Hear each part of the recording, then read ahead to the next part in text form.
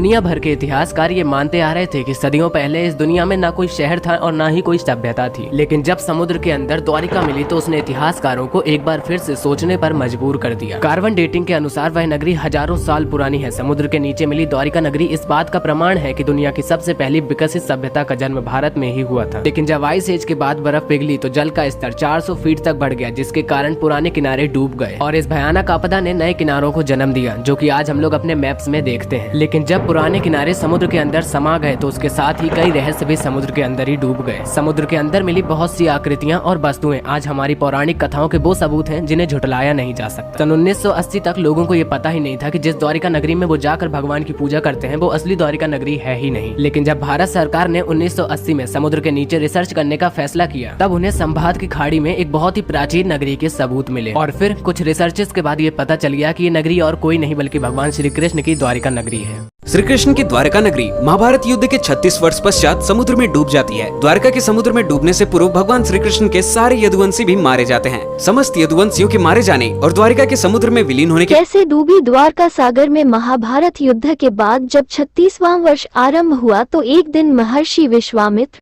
कर्ण, देवर्षि नारद आदि द्वारका गए। वहां यादव कुल के कुछ नवयुवकों ने उनके साथ परिहास मजाक करने का सोचा। वे श्री कृष्ण के पुत्र साम को स्त्री वेश में ऋषियों के पास ले गए और कहा कि ये स्त्री गर्भवती है, इसके गर्भ से क्या उत्पन्न होगा। ऋषियों ने जब देखा कि ये युवक हमारा अपमान कर रहे हैं तो क्रोधित होकर उन्होंने श्राप दिया कि श्री कृष्ण का ये पुत्र वृष्णि और अंधकवंशी पुरुषों का नाश करने के लिए एक लोहे का मूसल उत्पन्न करेगा, जिसके द्वारा तुम जैसे क्रूर और क्रोधी लोग अपने समस्त कुल का संहार करोगे। उस मूसल के प्रभाव से केवल श्री कृष्ण व बलराम ही बच पाएंगे।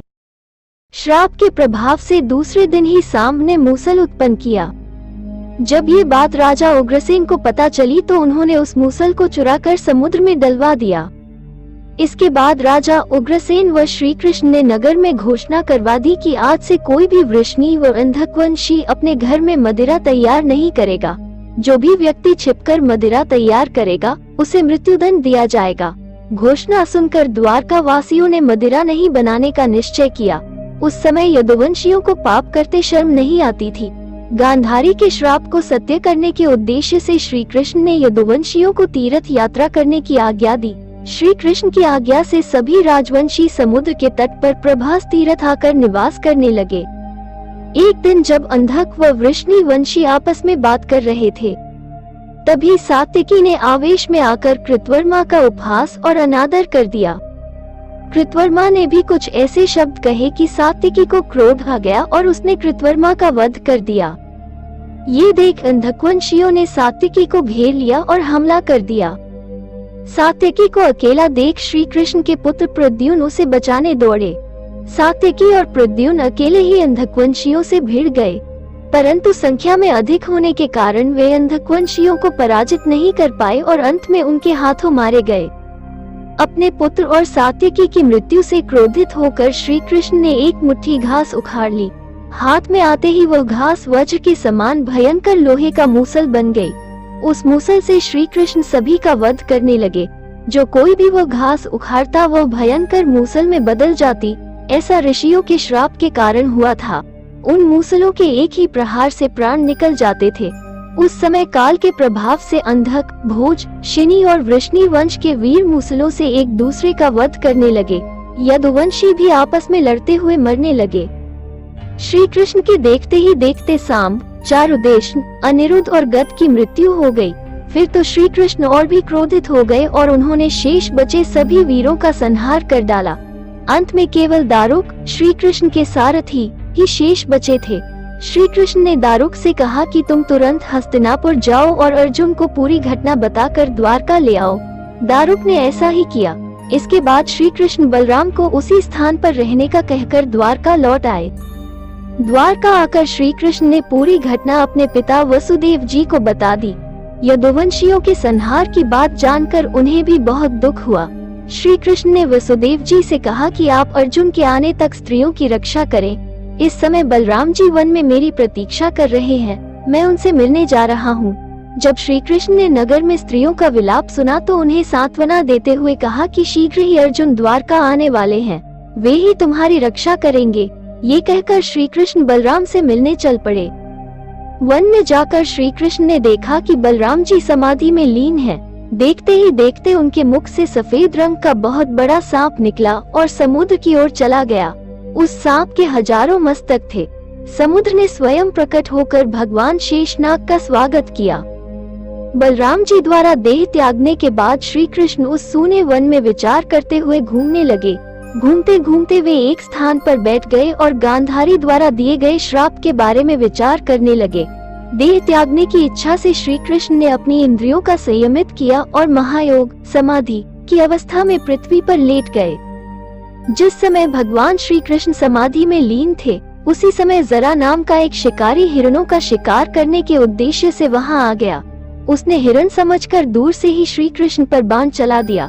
बाण चलाने के बाद जब वो अपना शिकार पकड़ने के लिए आगे बढ़ा तो योग में स्थित भगवान श्री कृष्ण को देखकर उसे अपनी भूल पर पश्चाताप हुआ। तब श्री कृष्ण ने उसे आश्वासन दिया और अपने परम धाम चले गए। अंतरिक्ष में पहुंचने पर इंद्र, अश्विनी कुमार, रुद्र, आदित्य, वसु, मुनि आदि सभी ने भगवान का स्वागत किया। इधर दारुक ने हस्तिनापुर जाकर यदुवंशियों के संहार की पूरी घटना पांडवों को बता दी। ये सुनकर पांडवों को बहुत शोक हुआ। अर्जुन तुरंत ही अपने मामा वसुदेव से मिलने के लिए द्वारका चल दिए। अर्जुन जब द्वारका पहुँचे तो वहाँ का दृश्य देखकर उन्हें बहुत शोक हुआ।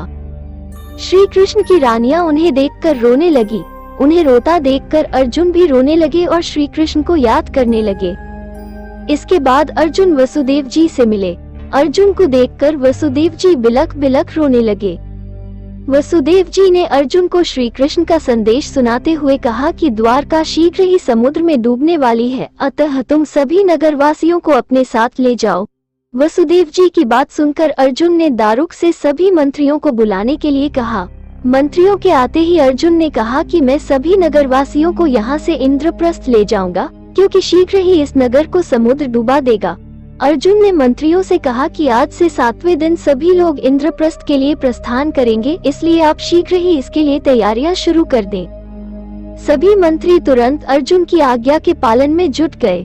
अर्जुन ने वह रात श्री कृष्ण के महल में ही बिताई। अगली सुबह श्री कृष्ण के पिता वसुदेव जी ने प्राण त्याग दिए। अर्जुन ने विधि विधान से उनका अंतिम संस्कार किया। वसुदेव जी की पत्नी देवकी, भद्रा, रोहिणी व मदिरा भी चिता पर बैठकर सती हो गई। इसके बाद अर्जुन ने प्रभास तीरथ में मारे गए समस्त यदुवंशियों का भी अंतिम संस्कार किया। 7वें दिन अर्जुन श्री कृष्ण के परिजनों तथा सभी नगरवासियों को साथ लेकर इंद्रप्रस्थ की ओर चल दिए। उन सभी के जाते ही द्वारका नगरी समुद्र में डूब गई। ये दृश्य देखकर सभी को बड़ा आश्चर्य हुआ।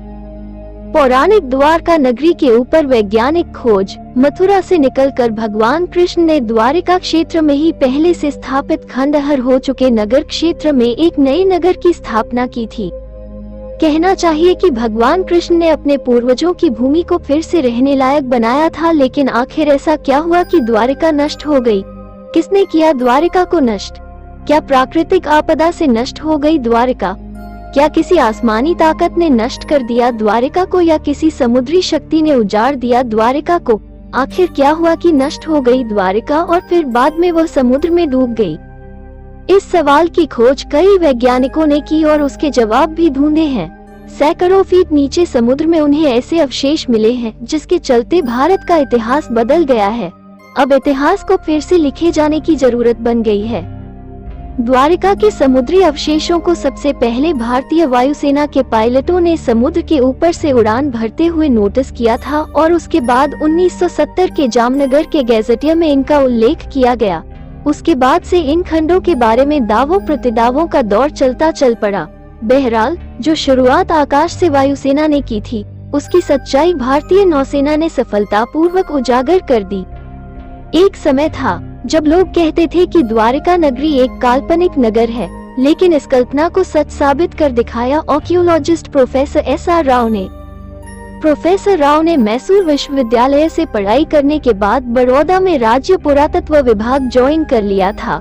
उसके बाद भारतीय पुरातत्व विभाग में काम किया। प्रोफेसर राव और उनकी टीम ने 1979 से 80 में समुद्र में 560 मीटर लंबी द्वारिका की दीवार की खोज की। साथ में उन्हें वहां पर उस समय के बर्तन भी मिले जो 1528 ईसा पूर्व से 3000 ईसा पूर्व के हैं। इसके अलावा सिंधु घाटी सभ्यता के भी कई अवशेष उन्होंने खोजे। उस जगह पर भी उन्होंने खुदाई में कई रहस्य खोले जहां पर कुरुक्षेत्र का युद्ध हुआ था। नौसेना और पुरातत्व विभाग की संयुक्त खोज पहले 2005 फिर 2007 में भारतीय पुरातत्व सर्वेक्षण के निर्देशन में भारतीय नौसेना के गोताखोरों ने समुद्र में समाये द्वारिका नगरी के अवशेषों के नमूनों को सफलतापूर्वक निकाला। उन्होंने ऐसे नमूने एकत्रित किए जिन्हें देखकर आश्चर्य होता है। 2005 में नौसेना के सहयोग से प्राचीन द्वारिका नगरी से जुड़े अभियान के दौरान समुद्र की गहराई में कटे छटे पत्थर मिले और लगभग 200 नमूने एकत्र किए गए।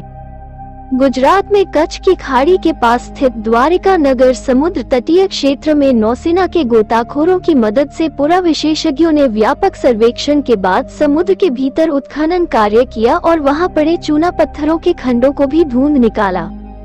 भारतीय पुरातत्व सर्वेक्षण के समुद्री पुरातत्व विशेषज्ञों ने इन दुर्लभ नमूनों को देश विदेशों की पुरा प्रयोगशालाओं को भेजा। मिली जानकारी के मुताबिक ये नमूने सिंधु घाटी सभ्यता से कोई मेल नहीं खाते, लेकिन ये इतने प्राचीन थे कि सभी दंग रह गए। नौसेना के गोताखोरों ने 40,000 वर्ग मीटर के दायरे में यह उत्खनन किया और वहां पड़े भवनों के खंडों के नमूने एकत्र किए जिन्हें आरंभिक तौर पर चूना पत्थर बताया गया था। पुरातत्व विशेषज्ञों ने बताया कि ये खंड बहुत ही विशाल और समृद्धशाली नगर और मंदिर के अवशेष हैं। भारतीय पुरातत्व सर्वेक्षण के निदेशक धरोहर A.K. सिन्हा के अनुसार द्वारिका में समुद्र के भीतर ही नहीं बल्कि जमीन पर भी खुदाई की गई थी और 10 मीटर गहराई तक किए गए इस उत्खनन में सिक्के और कई कलाकृतियां भी प्राप्त हुई। इस समुद्री उत्खनन के बारे में सहायक नौसेना प्रमुख रियर एडमिरल S.P.S. चीमा ने तब बताया था कि इस ऐतिहासिक अभियान के लिए उनके 11 गोताखोरों को पुरातत्व सर्वेक्षण ने प्रशिक्षित किया और नवंबर 2006 में नौसेना के सर्वेक्षक पोत INS निर्देशक ने इस समुद्री स्थल का सर्वे किया। इसके बाद इस साल जनवरी से फरवरी के बीच नौसेना के गोताखोर तमाम आवश्यक उपकरण और सामग्री लेकर उन दुर्लभ अवशेषों तक पहुंच गए। रियर एडमिरल चीमा ने कहा कि इन अवशेषों की प्राचीनता का वैज्ञानिक अध्ययन होने के बाद देश के समुद्री इतिहास और धरोहर का तिथिक्रम लिखने के लिए आरंभिक सामग्री इतिहासकारों को उपलब्ध हो जाएगी। इस उत्खनन के कार्य के आंकड़ों को विभिन्न राष्ट्रीय और अंतर्राष्ट्रीय विशेषज्ञों के सामने पेश किया गया। इन विशेषज्ञों में अमेरिका, इसराइल, श्रीलंका और ब्रिटेन के विशेषज्ञ भी शामिल हुए। नमूनों को विदेशी प्रयोगशालाओं में भी भेजा गया ताकि अवशेषों की प्राचीनता के बारे में किसी प्रकार की त्रुटि का संदेह समाप्त हो जाए। पौराणिक द्वारिका नगरी पर ताज़ा शोध 2001 में सरकार ने गुजरात के समुद्री तटों पर प्रदूषण के कारण हुए नुकसान का अनुमान लगाने के लिए national institute of ocean technology द्वारा एक सर्वे करने को कहा। जब समुद्री तलहटी की जांच की गई तो सोनार पर मानव निर्मित नगर पाया गया, जिसकी जांच करने पर पाया गया कि यह नगर 32,000 वर्ष पुराना है तथा 9,000 वर्षों से समुद्र में विलीन है। ये बहुत ही चौंका देने वाली जानकारी थी। माना जाता है कि 9,000 वर्षों पूर्व हिमयुग की समाप्ति पर समुद्र का जलस्तर बढ़ने के कारण यह नगर समुद्र में विलीन हो गया होगा, लेकिन इसके पीछे और भी कारण हो सकते हैं। कैसे नष्ट हो गई द्वारिका? वैज्ञानिकों के अनुसार जब हिमयुग समाप्त हुआ तो समुद्र का जल स्तर बढ़ा और उसमें देश दुनिया के कई तटवर्ती शहर डूब गए। द्वारिका भी उन शहरों में से एक थी। लेकिन सवाल यह उठता है कि हिमयुग तो आज से 10,000 वर्ष पूर्व समाप्त हुआ। भगवान कृष्ण ने तो नई द्वारिका का निर्माण आज से 5,300 वर्ष पूर्व किया था। तब ऐसे में इसके हिमयुग के दौरान समुद्र में डूब जाने की थ्योरी आधी सच लगती है। द्वारका धाम का इतिहास। ऐसा माना जाता है कि 5,000 वर्ष पहले द्वारका श्री कृष्ण की नगरी थी, जिसे भगवान विश्वकर्मा ने बनाया था। पहले तो मथुरा ही भगवान श्री कृष्ण की राजधानी थी, पर मथुरा छोड़ने के बाद उन्होंने द्वारका बसाई थी, जो महाभारत में भी वर्णित है। 36 वर्ष राज्य करने के बाद श्री कृष्ण की मृत्यु के बाद द्वारिका के समुद्र में डूब जाने और यादव कुलों के नष्ट हो जाने के बाद यदुओं की आपसी लड़ाई में जीवित बच गए कृष्ण के प्रपौत्र वज्र अथवा वज्रनाभ द्वारिका के यदुवंश के अंतिम शासक थे। मान्यता है कि इस स्थान पर मूल मंदिर का निर्माण भगवान श्री कृष्ण के बड़े प्रपौत्र वज्रनाभ ने करवाया था। कालांतर में मंदिर का विस्तार एवं जीर्णोद्धार होता रहा। मंदिर को वर्तमान स्वरूप 16वीं शताब्दी में प्राप्त हुआ था। भगवान श्री कृष्ण की द्वारिका वर्तमान मंदिर से 9 किलोमीटर पानी के अंदर 100 मीटर नीचे डूबी हुई है। द्वारिका के समुद्र में डूबने पर अर्जुन द्वारिका गए और वज्र तथा शेष बची यादव महिलाओं को हस्तिनापुर ले गए। कृष्ण के प्रपौत्र वज्र को हस्तिनापुर में मथुरा का राजा घोषित किया। वज्रनाभ के नाम से ही मथुरा क्षेत्र को ब्रजमंडल कहा जाता है। क्यों पड़ा द्वारिका नाम? इस शहर के चारों ओर बहुत ही लंबी दीवार थी जिसमें कई द्वार थे। कई द्वारों का शहर होने के कारण ही इसका नाम द्वारिका पड़ा। ज्ञात हो कि शब्द द्वारका द्वार शब्द से निकला है। क्यों पड़ा बेट द्वार का नाम? मान्यता है कि यहीं पर भगवान श्री कृष्ण और सुदामा की भेंट हुई थी। इसका नाम तो भेद द्वारका था, बाद में कहते कहते बेट द्वारका पड़ गया। कृष्ण क्यों गए थे द्वारिका? कृष्ण ने राजा कंस का वध कर दिया तो कंस के श्वासुर मगधपति जरासंध ने कृष्ण और यदुओं का नामो निशान मिटा देने की ठान रखी थी। वो मथुरा और यादवों पर बारंबार आक्रमण करता था। उसके कई मलयच और यवनी मित्र राजा थे। अंततः यादवों की सुरक्षा को ध्यान में रखते हुए कृष्ण ने मथुरा को छोड़ने का निर्णय लिया। विंता के पुत्र गरुड़ की सलाह एवं ककूटनी के आमंत्रण पर कृष्ण अपने 18 नए कुल बंधुओं के साथ द्वारिका आ गए। वर्तमान द्वारिका नगर कुशस्थली के रूप में पहले से ही विद्यमान थी। कृष्ण ने इसी उजाड़ हो चुकी नगरी को पुनः बसाया। यदि वीडियो अच्छा लगा तो इसे अपने दोस्तों के साथ शेयर करें।